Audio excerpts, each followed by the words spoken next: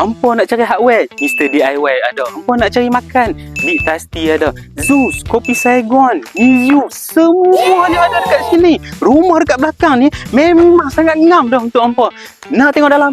Jom saya. Okey hampa, sekarang kita berada di pos kereta. Kalau hampa tengok sangat-sangat luas. Belah kiri ni ada lagi ekstra tanah. Hampa nak parking 2 biji kereta, 3 biji kereta, tak jadi masalah. Okey, jom kita masuk ke dalam rumah. Selamat datang ke rumah idaman hampa. Okey, sekarang kita berada di ruang tamu. Kalau hampa tengok ruang tamu ni, hampa boleh buat lepak-lepak dengan family hampa. Jom kita pergi ke dining area. Okey, untuk dining area ni boleh muatkan 4 ke 6 orang.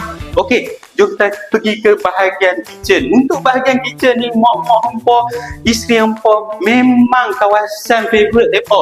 Kalau tambah-tambah lagi hampa letak tabletop start daripada sana sampai sana, tambah lagi dengan kitchen cabinet dekat bawah dan kitchen cabinet dekat atas. Memang mereka suka sangat-sangat lah. Okey, mari sini. Ini adalah bahagian bilik air di bahagian bawah. Okey, rumah ni mempunyai 3 bilik tidur dan 3 bilik air. Okey, selesai di bahagian bawah, jom kita pergi ke bahagian atas. Pergi ke master bedroom. Okey, untuk master bedroom ni dia attach sekali dengan balcony. Dan seperti biasa, dia attach sekali dengan private toilet. Okey, jom kita pergi ke bilik nombor 2 dan bilik nombor 3. Jom. Okey, ini adalah bilik untuk nombor 2. Dan ini adalah bilik untuk nombor 3. Pencahayaannya memang best. Dan untuk bilik nombor 2 dan bilik nombor 3 boleh guna tandas di bahagian luar ni.